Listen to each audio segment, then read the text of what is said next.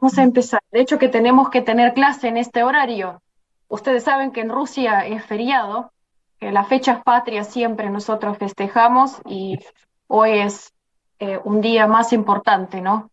Para el pueblo ruso. El Yo que día. buen día a todos, feliz día. Realmente es un gran día. Y me gustaría hacer la pequeña introducción.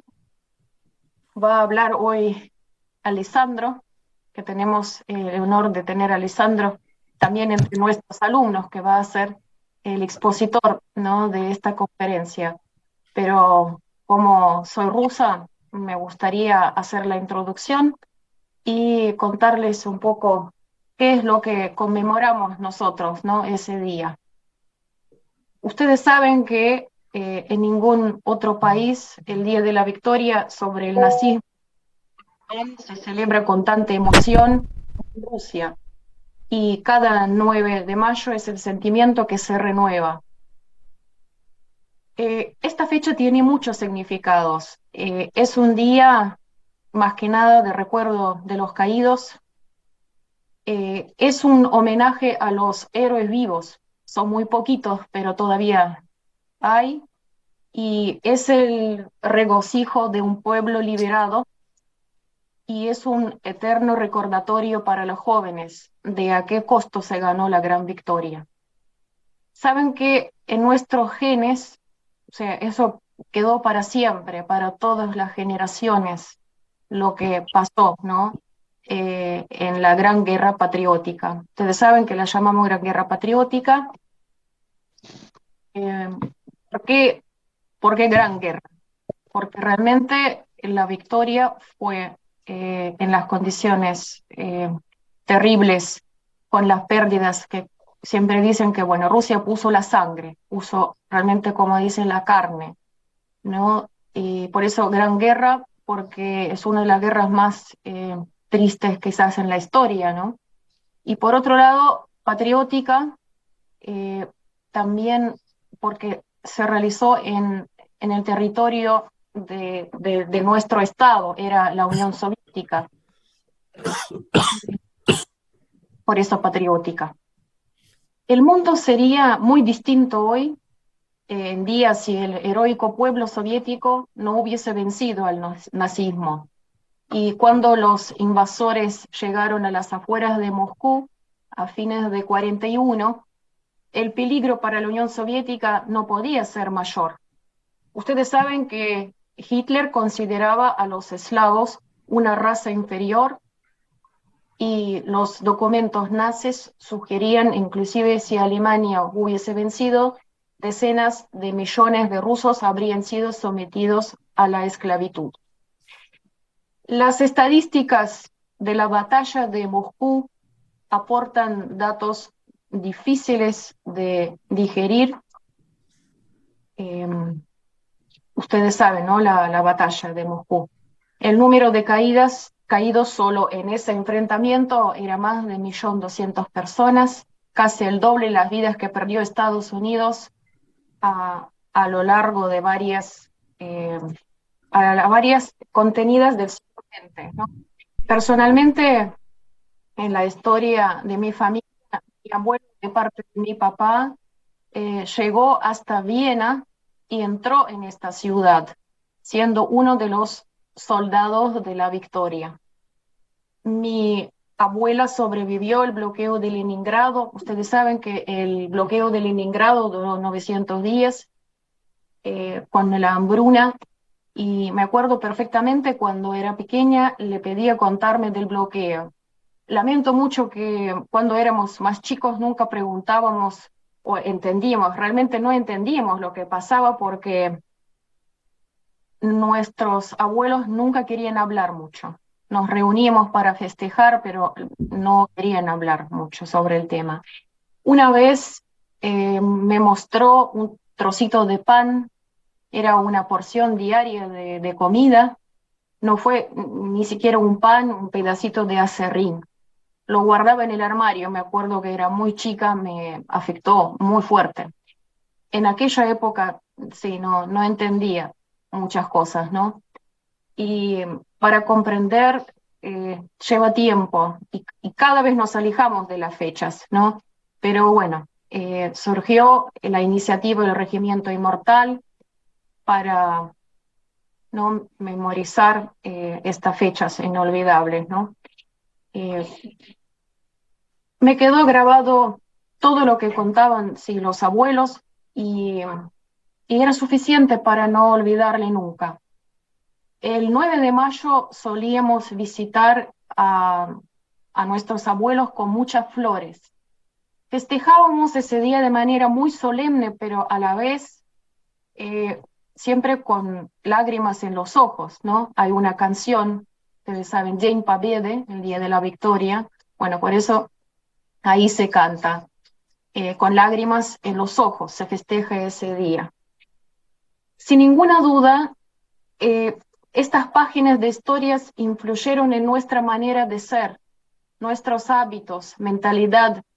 Somos el pueblo muy sufrido y por eso sabemos tolerar mucho, sabemos a la vez alegrarnos por todo lo que nos manda Dios. Supimos ser luchadores de tantas guerras, combates que vivió el pueblo ruso. Y es la herencia histórica que nos formó, forjó de algún modo, ¿no? Y cada 9 de mayo Rusia conmemora la victoria sobre Alemania nazi con una enorme emoción. Es un orgullo nacional y una alegría con las lágrimas en los ojos, como decimos en ruso, со слезами на глазах, como se canta en la famosa canción Днем Победы. Quería, bueno, feliz día a todos, quería ese día compartir con ustedes, compartir con todos los que pudieron estar.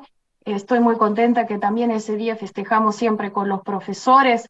Aquí recién llegó mi colega Mijail Mitrovich, que ahora también va a estar con nosotros y va a escuchar atentamente la ponencia de Alessandro. Alessandro Pagani es doctor en teoría crítica, es el Instituto de Estudios Críticos, eh, magíster en Ciencias Históricas por la Universidad de los Estudios de Milán. Miren que tenemos un equipo muy internacional. Alessandro es de Milán, vive en México. Acá tenemos en la plataforma alumnos de Francia, de Perú, de Ecuador, de distintas partes de Argentina, ¿no? También Alessandro es autor de los libros. Ustedes escucharon que salió un libro Descifrando la cuestión ucraniana. Es un libro que también pueden adquirir y está escrito por Alessandro Pagani. Colabora también Alessandro con la transmisión Radio GPS Internacional y con la famosa agencia Noticias Sputnik y distintos centros de investigación. Alessandro, bienvenido a la Cátedra de Rusia y te dejo la palabra. Vamos a escucharte atentamente. Muchas gracias por participar, porque siempre digo, nosotros organizamos cada año con los profesores ese día y para mí también es un gran honor que vos, un alumno de idioma ruso, puedes participar como expositor de, ¿no? Hoy en día, hoy feliz día de la Gran Guerra patriótica, como es lo más importante para nosotros poder compartir esa alegría, ese feliz día con todos ustedes y poder ver lo que hacen nuestros alumnos, porque nosotros hemos recibido un montón de mensajes de los alumnos argentinos que viven ahora en San Petersburgo, en Moscú, están festejando. Yo de la mañana recibo, y no solo de los rusos, sinceramente es lo que más me conmovió este año, que hay un montón de personas que festejan ese día, recuerden la historia y tienen memoria de lo que sucedió eh, en aquellos años realmente de terror, lo que vivió la Unión Soviética. Alessandro, bienvenido, te dejo la palabra. Sí, gracias Tamara por la invitación y la presentación. No sé si me merecería tanta presentación, pero en realidad pues estoy muy emocionado y para mí es un honor, un privilegio estar aquí a celebrar este día tan importante para todo el pueblo ruso, pero para todos los pueblos del mundo que han conocido qué es la barbarie del fascismo en la Segunda Guerra Mundial. Por supuesto, en mi breve ponencia trataré de analizar la importancia de un mundo multipolar hoy a través de la historia de la lucha de lo que fue la antigua Unión Soviética antes y de la Federación Rusa hoy en contra del fascismo. La importancia del 9 de mayo, no solo para el pueblo eslavo y los demás pueblos que lucharon en contra del fascismo, se refleja en el nacimiento en ese entonces de las Naciones Unidas y de una legalidad internacional que siempre Rusia ha defendido en contra del occidente colectivo y la OTAN.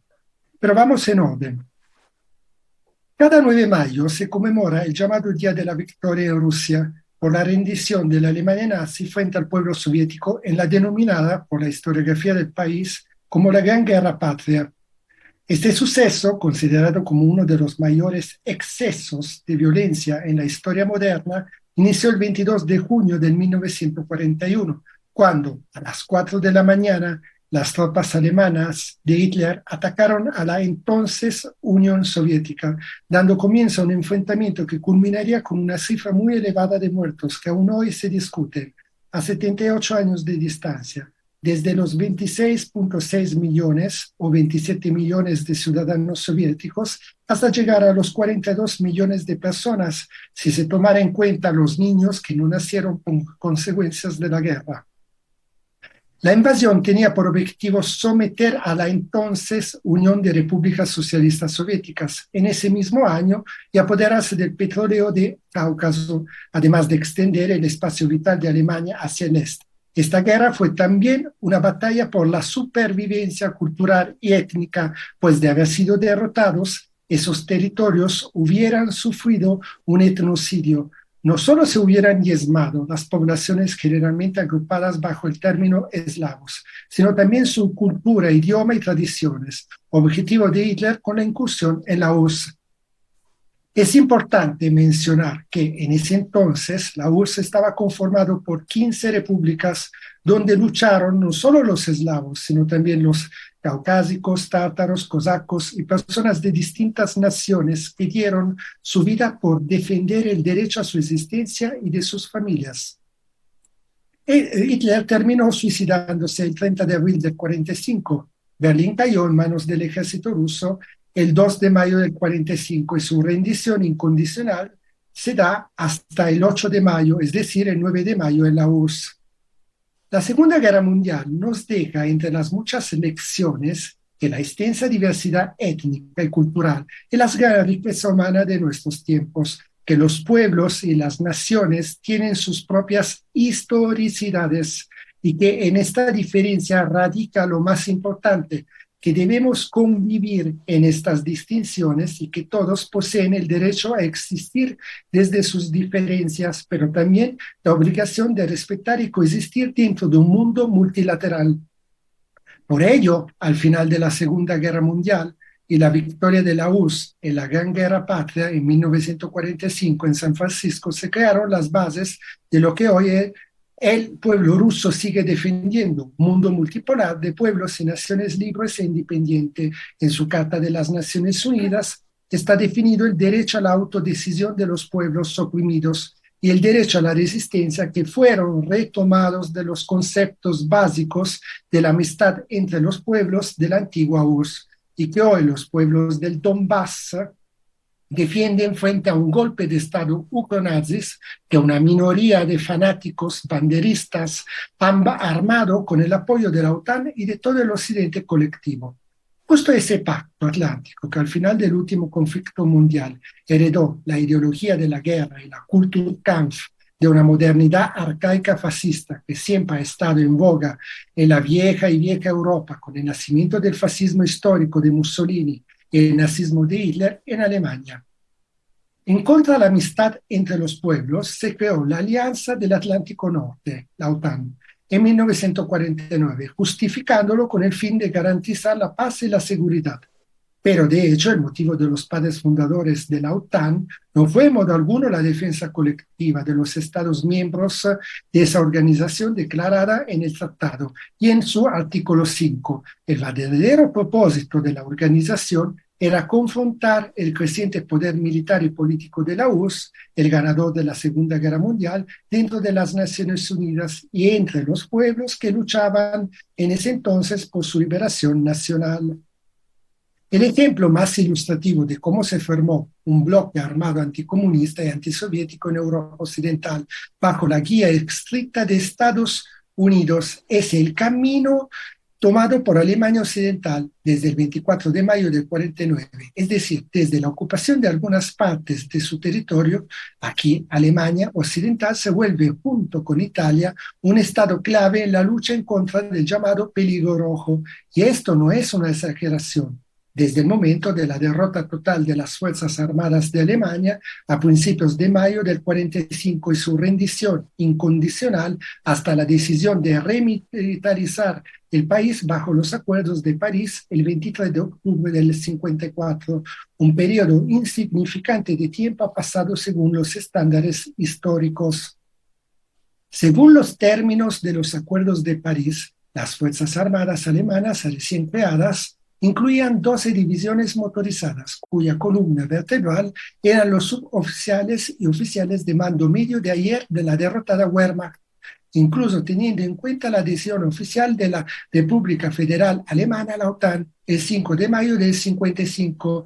El camino desde la derrota completa del ejército alemán hasta su restauración formal y bastante real fue de solo 10 años. Enfrentándose a la confrontación entre la Agrupación Unida de Estados de Europa Occidental y un vasto tramo desde el Mar Báltico hasta el Adriático, la Unión Soviética no tuvo más remedio que responder con pasos similares. El 14 de mayo del 55, representantes de la URSS, Bulgaria, Hungría, de la República Democrática Alemana, Polonia y Checoslovaquia se reunieron en Varsovia para una conferencia sobre la paz y la seguridad en Europa del Este. Como resultado, se firmó el Tratado de Amistad, Cooperación y Asistencia Mutua, más conocido como Pacto de Varsovia. El acuerdo preveía la creación de una alianza defensiva político-militar, la celebración de consultas sobre cuestiones político-militares, el desarrollo de lazos económicos y culturales basados en el respeto a la independencia y la soberanía. Así, el bloque político-militar de los países capitalistas de Europa Occidental comenzó a enfrentarse a la unificación político-militar de los estados que habían emprendido el camino de la construcción del socialismo en Europa Central y Oriental. Con la aparente simplicidad de las razones políticas e ideológicas que subyasen a la división de Europa en bloques políticos militares a mediados de la década de 1950, uno debería referirse al periodo de 10 años desde el final de la Segunda Guerra Mundial, durante el cual se formó el componente político-militar occidental de la Guerra Fría, posicionándose como campeones de la democracia.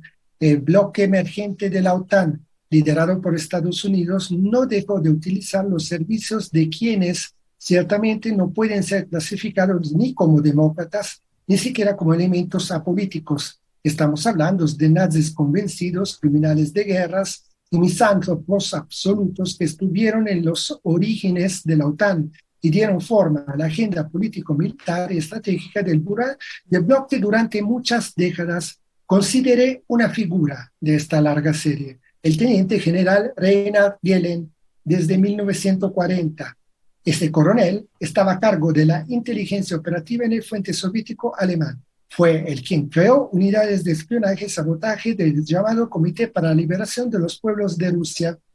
En abril del 45, tras apropiarse de un enorme archivo de documentos acumulados, Gehlen se trasladó de Berlín, asediada por las tropas soviéticas, en un lugar de seguridad.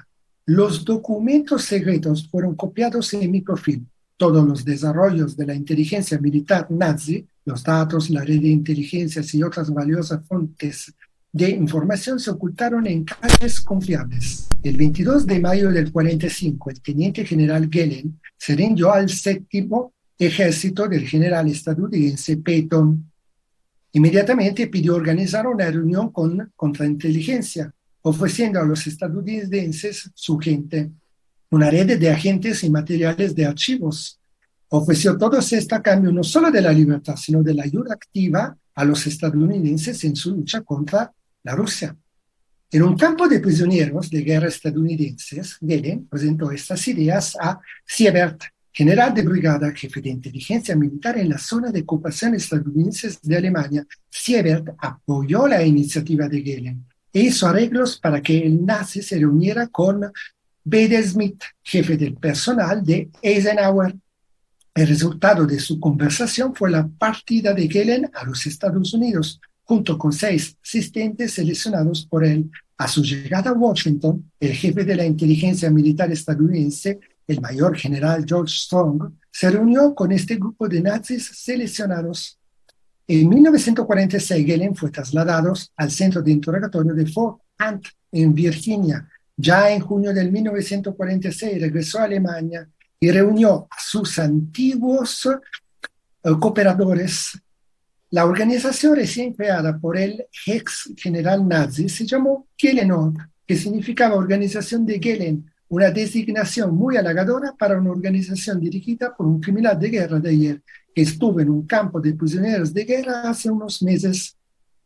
En el marco de esta organización, Gehlen se encargó de organizar un departamento de la CIA que se ocuparía específicamente de los asuntos rusos y la destrucción de Rusia, no solo desde una perspectiva ideológica, sino del debilitamiento de la misma nación. Es importante señalar que la URSS exigió a Estados Unidos la extradición de todos los criminales de guerra, de acuerdo a los que son las memorias escritas por parte de Georgy Zhukov, pero fue en vano, así como ni el propio Reinhard Gehlen ni nadie de su entorno fue extraditado al lado soviético. Y esto a pesar de la presencia de una amplia base de pruebas de los crímenes cometidos por ellos contra la población civil soviética y los prisioneros de guerra durante la Guerra Patria. Por lo tanto, sería una exageración decir que la OTAN tiene raíces nazis, y esto debe recordarse siempre, no solo en retrospectiva histórica, sino especialmente en nuestros días. Entre estos encontramos también las relaciones entre el nazismo ucraniano y Estados Unidos, que trato específicamente en mi libro Descifrando la cuestión ucraniana, en uno de mis artículos de investigación sobre el fascismo en Ucrania, que escribí por la revista mexicana Contralínea. Sobre el papel de la OUN de Stepan Bandera en defensa de los intereses imperiales de Estados Unidos en el mundo, nos viene en ayuda también la lucha que hoy día está dando la Federación Rusa y los pueblos del Donbass, que han quitado finalmente la máscara al occidente colectivo, dejándolos como un rey desnudo que camina grotescamente por las calles con su cinismo, afirmando que todo sigue igual, y con sus acólitos, los medios de comunicación embedded, que hoy afirman lo contrario, que el rey camina por las calles con un traje maravilloso. Esta metáfora de Antonio Gramsci es actual si pensamos a los que se ha vuelto la ONU como una ONG en las manos de Washington, que quiere imponer un orden mundial unipolar a mando estadounidense, es decir, la paz de los sepulcros de la Roma americana, como diría José Martí, en un mundo de reglas que ninguno conoce, como dijo el ministro de Interior ruso Sergei Lavrov, porque nunca se ha debatido en la máxima tribuna de todos los pueblos, que son las Naciones Unidas, y que van en contra de la misma Carta de las Naciones Unidas. Por ello que finalmente concluyo, el papel de todos los pueblos y naciones hoy es restablecer una legalidad internacional masacrada por las guerras sin límites que Estados Unidos y la OTAN han sembrado desde 1991, con la guerra en contra de Irak, pasando por la ex Federación Socialista de Yugoslavia, Libia, Siria, Afganistán, Somalia, implementando revoluciones de colores, primaveras o más bien inviernos árabes en la región del Magreb, en Tunisia, Algeria, Egipto, asesinando al león del desierto Muammar Gaddafi, armando falsos procesos sumarios en contra de patriotas como Slobodan Milosevic y Saddam Hussein, armando falsas banderas como Srebrenica, sosteniendo la independencia de Kosovo, un estado de las mafias controlados por grupos terroristas y narcotraficantes por medio de justificaciones étnicas, Recuerdo que el etnonacionalismo, lo que impera en el poder en Kosovo, en Kiev, hoy son apoyados por la OTAN, pero son condenados en la ONU, porque esta ideología reaccionaria, chauvinista, de supremacía representó la ideología de la guerra de la Italia fascista y la Alemania nazi, que se pensaba nunca hubieran vuelto jamás, y que hoy, como ayer, Rusia, su pueblo y sus instituciones, junto con los pueblos libres del mundo, luchan solidarizando con la operación militar especial defensiva para desnazificar Ucrania de una camarilla al servicio de la OTAN. Y lo que quería decir es simplemente remarcar que hoy la recepción de la victoria en la Gran Guerra Patria pasa justamente por la lucha por la contención de un mundo multipolar y multilateral basado en aquella legalidad internacional que hoy se ve masacrada, como lo definí, y salvarla de una nueva reproposición de un enemigo amigo, de una ideología de la guerra, es decir, de una Kulturkampf.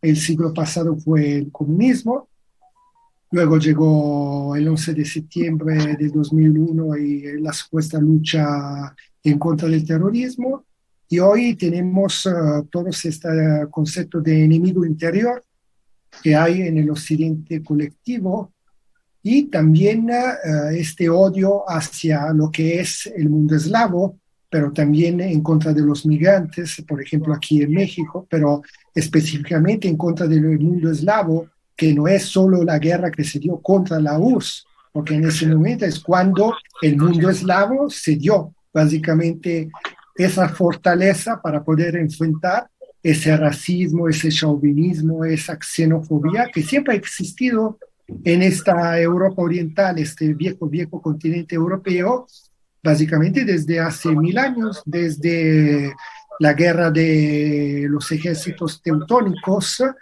en contra de lo que era la nación eslava y todo el mundo euroasiático. Por lo tanto, hoy, más que nada, nosotros que somos protagonistas, somos sujetos, no somos solo estudiantes que están aprendiendo un idioma, creo yo, sino que no podemos ser cómplices en lo que es un nuevo auge del fascismo a nivel mundial, y por lo tanto estamos aquí también celebrando este día de la victoria, pero actualizándonos entre pasado y presente, y desde nuestras historias, desde nuestras luchas, experiencias, desde nuestros sentimientos, ánimos que vivimos todos los días, respaldar lo que es la lucha antifascista, sobre todo y la autodeterminación de los pueblos del Donbass, de Bielorrusia, de Ucrania, de Rusia, que quieren estar juntos, porque son pueblos que tienen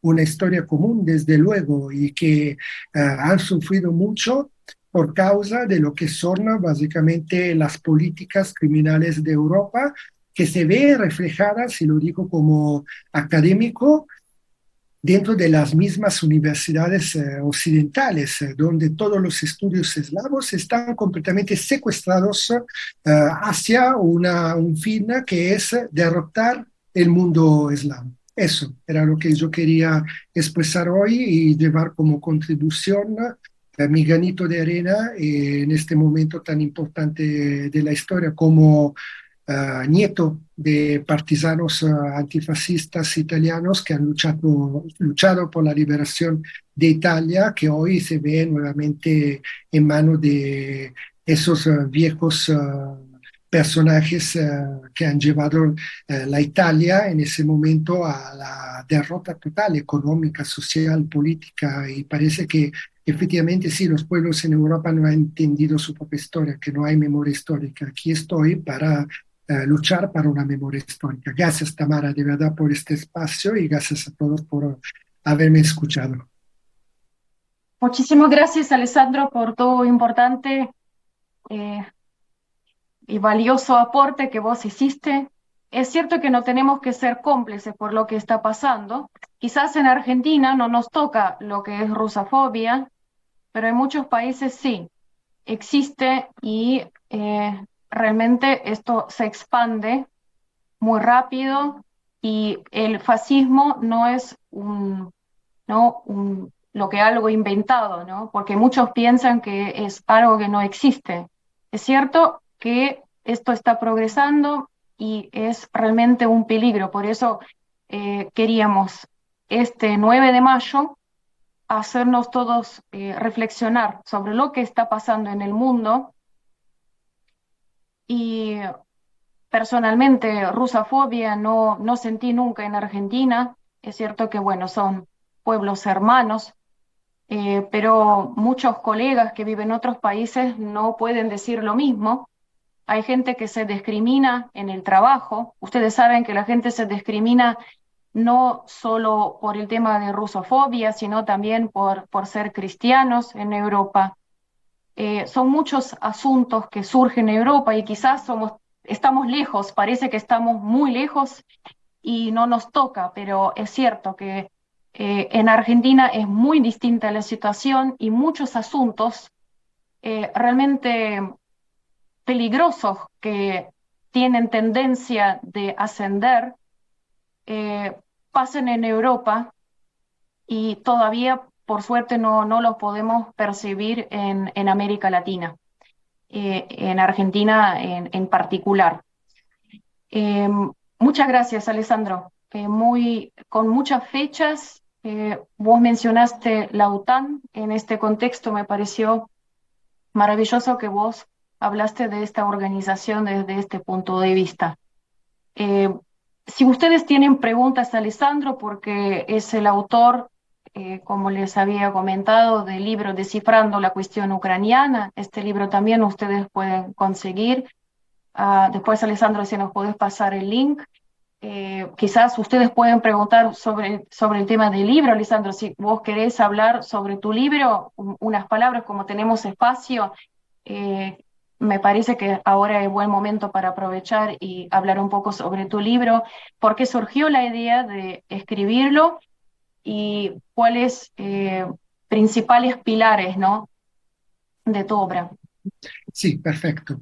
Sí, Tamara y compañeros, mire, de hecho, yo desde el día después del comienzo de la operación militar especial defensiva de la Federación Rusa para desnazificar Ucrania y proteger las poblaciones de la región del Donbass, me puse pensando, digamos que yo ya tenía bastante material al respecto, pero todo este material viene desde estas mencionadas academias, universidades en Occidente, entonces bastante manipuladas y por lo tanto yo lo que traté a través de estos trabajos, por eso que se titula Descifrando la cuestión ucraniana, es entender qué es que se quiere decir con esta cuestión ucraniana, porque en realidad no existe una cuestión ucraniana.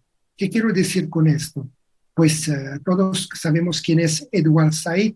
Edward Said escribió muchos libros palestinos sobre Palestina y siempre has dicho que desde el occidentalismo, desde el eurocentrismo, desde la vieja Europa, siempre los europeos quisieron crear, armar todas estas cuestiones, la cuestión campesina, la cuestión árabe, la cuestión eslava, la cuestión ucraniana, la cuestión meridional, la cuestión mexicana, la cuestión etcétera, etcétera, etcétera.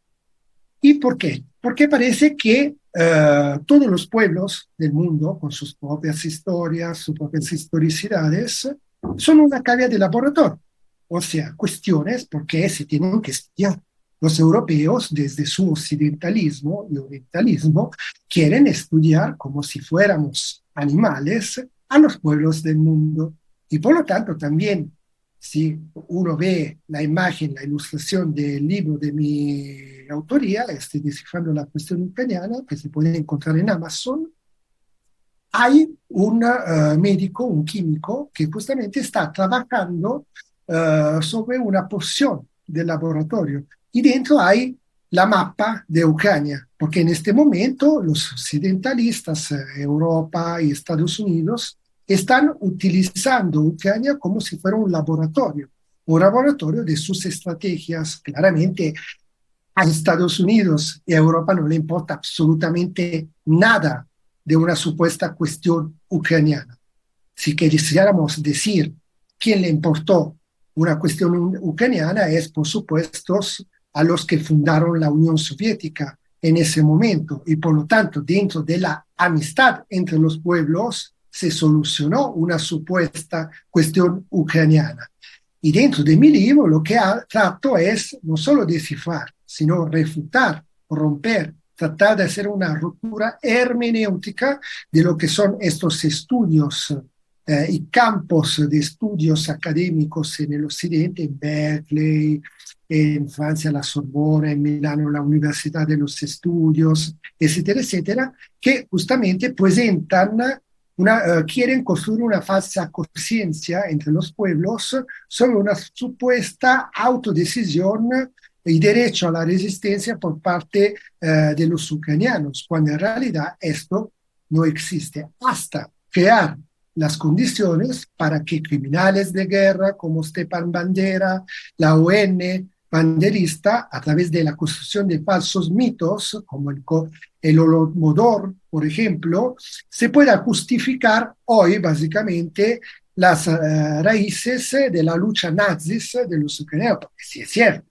supongamos metafóricamente que hubo 20 millones de muertos de hambruna en la Ucrania socialista, también es justificable que haya supuestos y mal llamados patriotas que se levantan en arma, en este caso la UN de Bandera, para luchar contra este monstruo que eran los bolcheviques, la Unión Soviética, etcétera, etcétera. No, claro, hubo errores, hubo situaciones que la ciencia histórica debería tratar, pero claramente desde una perspectiva desideologizada, es decir, no solo desde el concepto de eurocentrismo, sino de lo que es hoy las academias a nivel mundial, que utilizan como pretextos estos falsos mitos para justificar básicamente esta defensa y resistencia, derecho a la resistencia por parte de los suconazis que están en el poder desde el 2014 con un golpe de Estado que ha roto completamente el contrato social que había en ese momento, la Constitución, y que por lo tanto quien de verdad tiene el derecho a la resistencia, de acuerdo a las Naciones Unidas, son los pueblos del Donbass, que se levantaron en arma y pidieron su propia autodecisión. ¿Qué quiere decir la autodecisión del pueblo de Donbass? Juntarse con sus hermanos de la Federación Rusa. No puedes hacer el Kosovo, lo puedes hacer otros países, pero no lo pueden hacer los del Donbass. Entonces, yo como historiador me puse la cuestión y traté de hacer un trabajo de investigación de este tipo, donde la introducción claramente habla desde el 2014, es decir, desde 1991, cuando todas estas hordas de nazis que estaban protegidos por la OTAN en Estados Unidos y que hacían terrorismo en la URSS hasta ese entonces, regresaron, volvieron gradualmente en la Ucrania democrática desde 91 y que utilizaron todo este tiempo para armar revoluciones de colores y sobre todo el Euromaidán. Todo estaba preparado, nada fue casual, todo lo tenían listo desde mucho tiempo los de la OTAN, la Europa Occidental y Estados Unidos. Hoy día, básicamente, veamos que después de tantos intentos por parte de Rusia, del Kremlin, de Putin, de dialogar, de llegar a los acuerdos de Minsk en el 2015, un año después del golpe de Estado, tratar de solucionar el problema de Crimea, del problema del Donbass. Sin embargo, hemos visto, lo podemos encontrar en YouTube, que el cinismo de esta gente es ni siquiera quitar esos documentos que prueban el odio visceral que tienen en contra de los pueblos eslavos. Poroshenko, todos estos criminales de guerras ucranianos que hablan de esos pueblos trabajadores del Donbass como si fueran ratas que merecen de morir en un exterminio. Frente a la situación de que básicamente Ucrania quería reactivar los laboratorios para reconstruir el arma nuclear, más todo lo que son los laboratorios biológicos, de armas biológicas que Rusia ha encontrado en este año de operación militar en Ucrania, esto ha justificado, ha obligado Rusia a entrar dentro del territorio del Donbass, que fue reconocido anteriormente como estados independientes, para defender esas regiones, no para agredir Ucrania, no para invadir Ucrania. Ningún soldado ruso llegó en Kiev. En este momento, en el Donbass, a defender estas regiones, por eso se llama Operación Militar Especial, están cuerpos especiales rusos, ni siquiera está el ejército ruso con todo su poderío. ¿Qué quiere decir esto? Que realmente lo que nosotros leamos en los medios de comunicación, los que nos quieren vender, es esta construcción de unas falsas conciencias donde nosotros como pueblos que hemos vivido el saqueo sobre nuestras pieles, hablo de Argentina, por ejemplo, con la cuestión de las Malvinas, pero México, con todo lo que fue los territorios robados, quisiéramos básicamente hoy levantar la bandera de esta supuesta democracia estadounidense que no es democracia, es básicamente una imposición de leyes unilaterales por parte de unos gendarmes, de unos cowboys, de unos vaqueros que siempre en toda su historia de como país, lo ha dicho hace pocos días Jimmy Carter, el expresidente de Estados Unidos, en toda su historia, Estados Unidos solo 17 años no han tenido guerras contra o sus vecinos o con el mundo entero.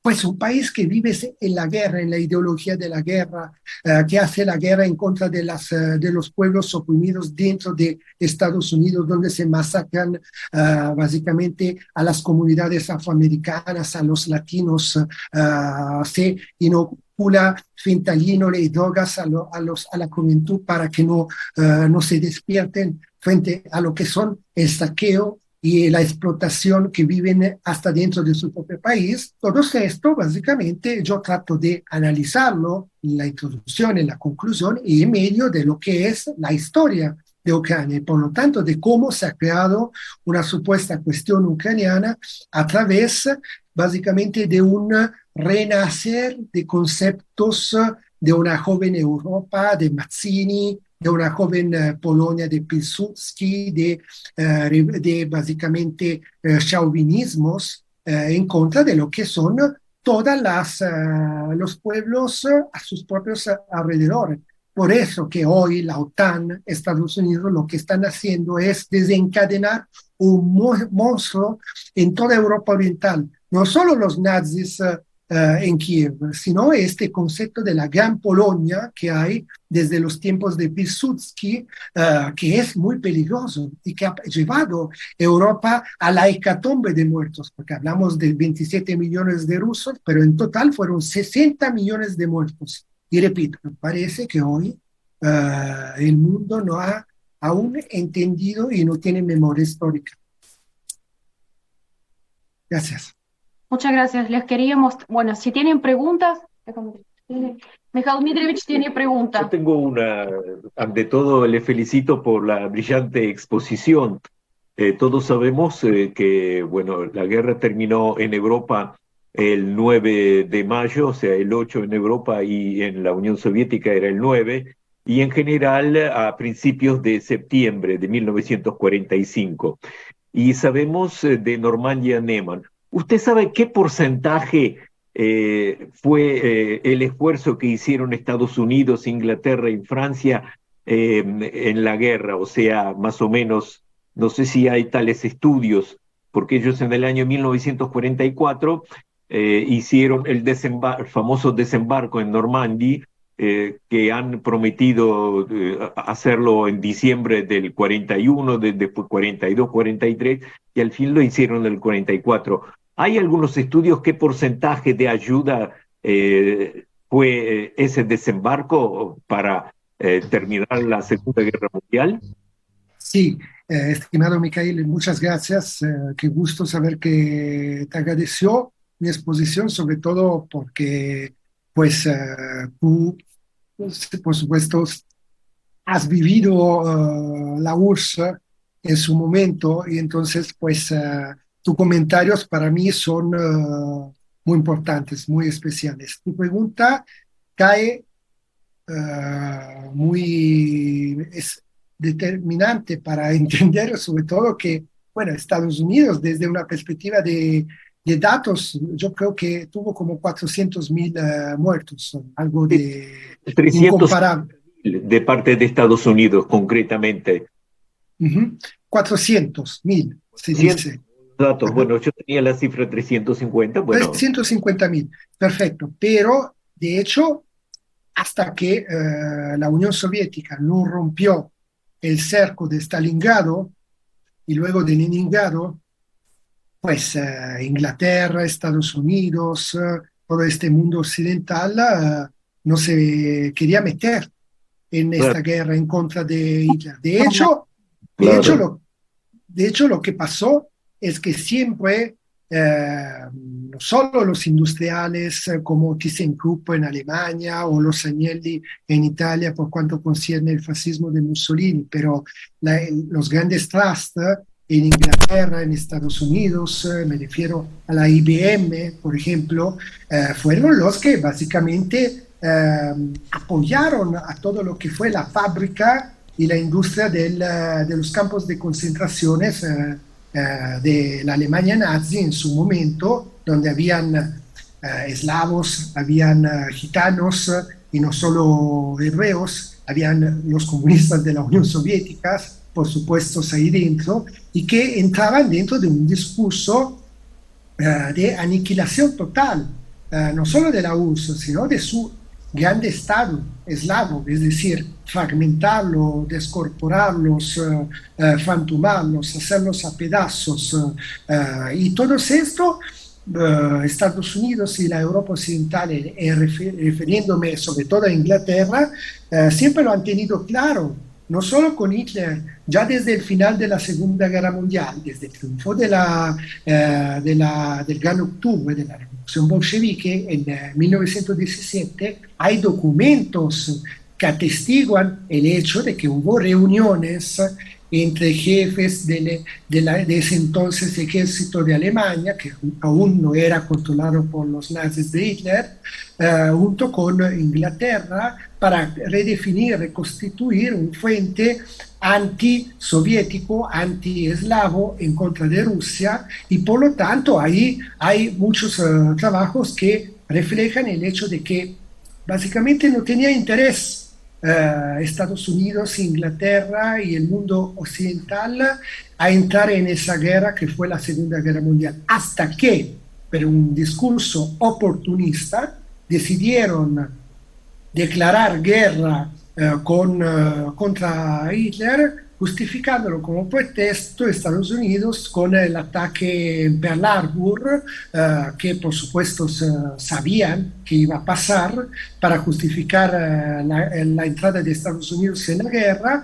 Y hemos visto, porque yo lo he trabajado en otro libro, que es desde la estrategia de la atención a la Operación Cóndor, es decir, el papel del neofascismo italiano junto con la CIA, durante la Guerra Fría, que desde el 1943, el 12 de julio del 1943, se da la invasión, la ocupación, el desembarco de las tropas militares anglo-estadounidenses en Sicilia, donde hay un pacto criminal, de acuerdo a cómo lo define también la periodista e historiadora argentina Stella Calloni, un pacto criminal entre no solo los ex grupos y jerarcas fascistas de la Italia fascista, sino sobre todo con la mafia italiana.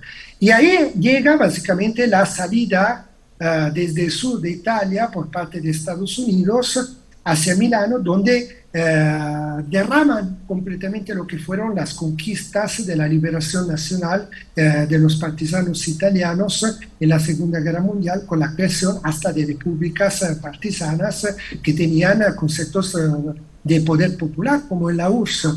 Y por lo tanto, Estados Unidos, su contribución en la guerra, podríamos decir que no solo fue completamente nada, sino que desde siempre fue oportunista y, como yo mencionaba en mi ponencia, trataron inmediatamente de reabsorber todos los grupos de los jerarcas nazis, las fuerzas e instituciones militares, las estructuras de poder políticas y militares de la Alemania nazis y del fascismo italiano, pero también de los Ustashas en Croacia y también, por ejemplo, de la ON de Bandera, dentro de lo que era la neonacida CIA, la Central de Inteligencia estadounidense, en lo que fue básicamente toda la guerra terrorista en contra de los pueblos que trataban de luchar por su propia liberación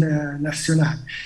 Claro, si nosotros tomamos en cuenta Hollywood y pensamos y veamos películas como Salvate el soldado Ryan, donde parece que Europa fue salvada por un soldadito estadounidense, el prototipo de lo que después vino creándose en Hollywood como Rambo.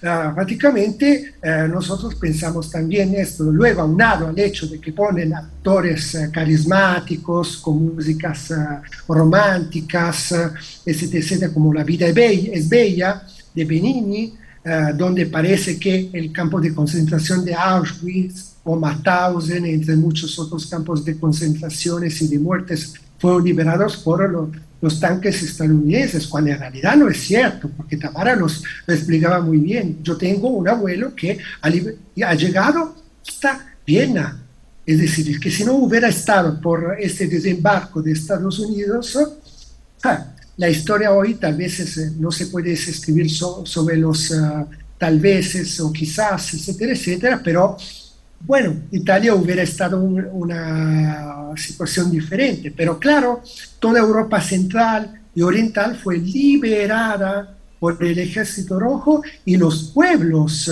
de esos países y de esas regiones que se untaron como fuerzas partisanas en la lucha por la liberación de sus países. Pero nosotros veamos que en Hollywood todo lo contrario. Nos cuentan que Estados Unidos fueron los que liberaron al mundo entero y que básicamente hoy lo veamos con lo que es la reproposición grotesca de canciones como Bella Ciao, que es el himno de la resistencia italiana, de la lucha antifascista, que la cantan los nazis de Kiev en el poder. Esto es algo inquietante, indignante, y donde hoy dicen que básicamente no fue la Unión Soviética a liberar Europa. O sea, entre poco dirán que fue Stepan Bandera, que fue hasta quizás quién, Biden, o quizás cuál otro horror. Fue el que ganó. Decían en los 60 que la verdad el que venció fue el frío, el invierno crudo. Sí. O sea, no es que la guerra continuó durante 3, 4 años, no, fue el frío el que venció. O sea, si no fuera el frío, los alemanes lo vencen. Yo lo tengo aquí porque para mí fue como un manifiesto, son las memorias de Zhukov. Y hay un pasaje donde él cuenta sobre esta cuestión y dice, bueno, sí, es cierto, el invierno ruso hizo su parte. ¿Por qué? Porque nuestros soldados del Ejército Rojo estaban bien abrigaditos, estaban bien apapachados por el Estado, no podían tener frío. Y de lo contrario de los nazis, de la Wehrmacht, que llegaban desorganizados, no tenían uniformes para poder enfrentar lo que fue no solo el invierno ruso, sino lo que ellos nunca se imaginaron, esta tremenda resistencia popular que se dio desde el primer momento. Pues, Mikhail, puedes contar mejor que yo lo que fue básicamente la resistencia del pueblo bielorruso, de lo que fue el ejemplo de todos los combatientes del NKVD que dieron su propia vida en su momento para resistir cuando eran 60, 70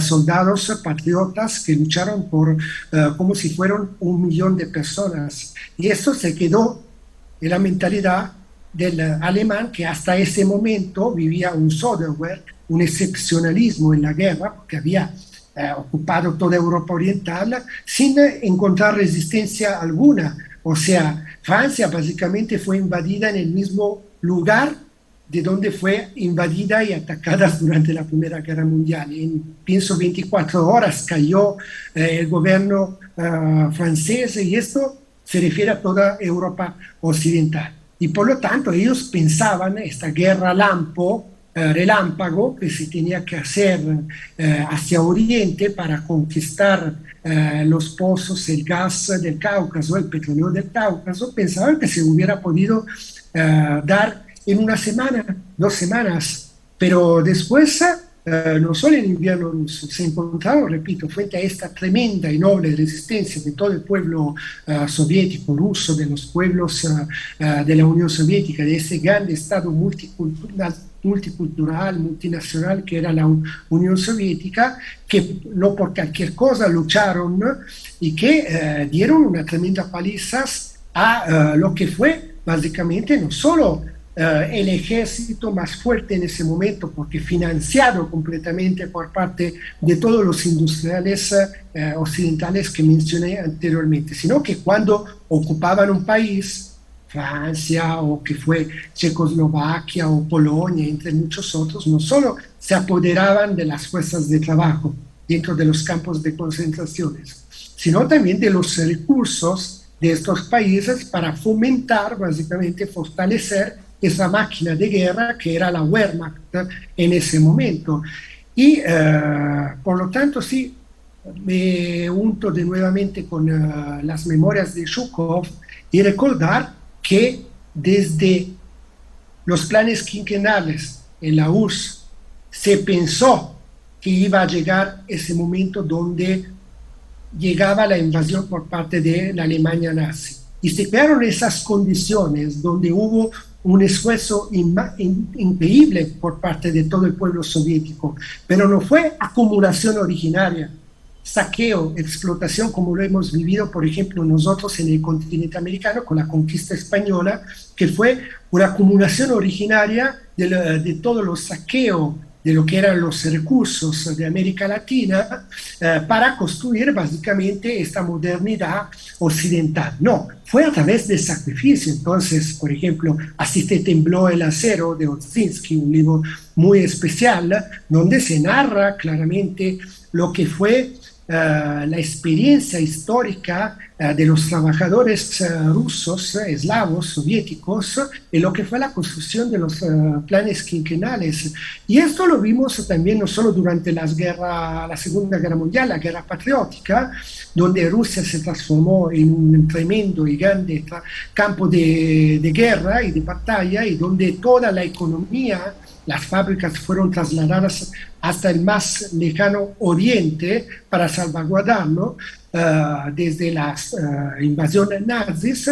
Básicamente hoy veamos que fue la experiencia de que ya desde los años 50 Rusia era una superpotencia mundial, nuclear, llevó el hombre al espacio con Yuri Gagarin, las conquistas sociales, médicas, entre muchas otras cosas que se dieron en la URSS y que por lo tanto redefinen la necesidad de un repensar también la URSS desde una perspectiva de un mundo multipolar hoy, que ha representado la antigua URSS no solo para los pueblos de Rusia, sino para todo el mundo. ¿Y cuál es el mundo que hoy nosotros queremos? Un mundo en el cual se convive entre dictaduras viral digitales, entre guerras de saqueos, entre miedos, o un mundo de amistad entre pueblos, de solidaridad, donde, parafraseando lo que es la importancia hoy de la Casa de la Cultura de Rusia en Argentina, la cultura es muy importante. Entonces yo menciono lo que fue una frase de un criminal de guerra nazi, Goebbels, que era ministro de la Cultura, que decía paradójicamente que cuando él escuchaba hablar de cultura, siempre tomaba mano a su revólver, porque no soportaba la cultura, era una bestia.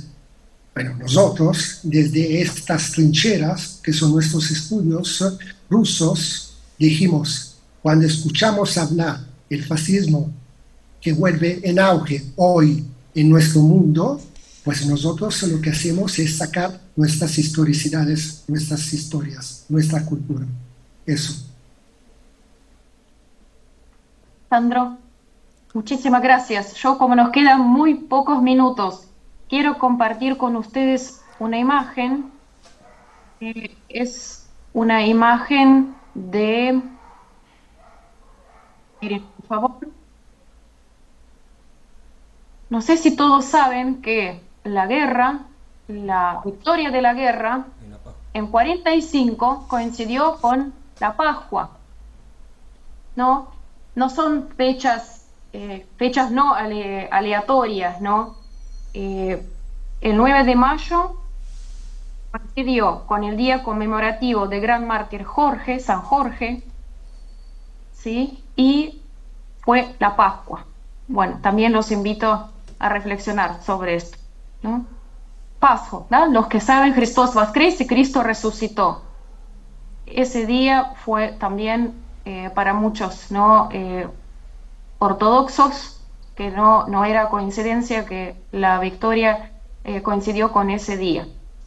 Les quería también, ya nos llegamos con el tiempo, les voy a dejar en Facebook hermoso mensaje, Alessandro, también de una italiana, descendiente de los italianos, que dejó hermoso mensaje porque empezó a estudiar ruso, justo para la fecha de 9 de mayo, que está relacionado con 9 de mayo, y me gustaría mucho que hoy ustedes lean este hermoso mensaje que nos dejó para esta conferencia, pero no quería interrumpir a Alessandro, que fue realmente muy fructífera la conferencia, a todos invitaste a reflexionar sobre realmente cómo vamos a vivir más adelante, ¿no? En este mundo tan complejo, en este mundo agitado, y muchas gracias por tu aporte realmente muy, muy valioso que vos nos diste en esta conferencia. Feliz Día de la Victoria, с Днем Победы. A todos ustedes los felicito de corazón, y nosotros ahora no tuvimos feriado, estuvimos trabajando de la mañana y ahora vamos a festejar con Mikhail Dmitrievich. Ahora van a venir también nuestros queridos alumnos que estudian ruso muchos años. Lo vamos a festejar, y también, bueno, espero mucho que el mundo sea multipolar, el mundo donde haya paz. Todos nosotros queremos vivir en paz y igualdad. Muchas gracias por su tiempo y atención.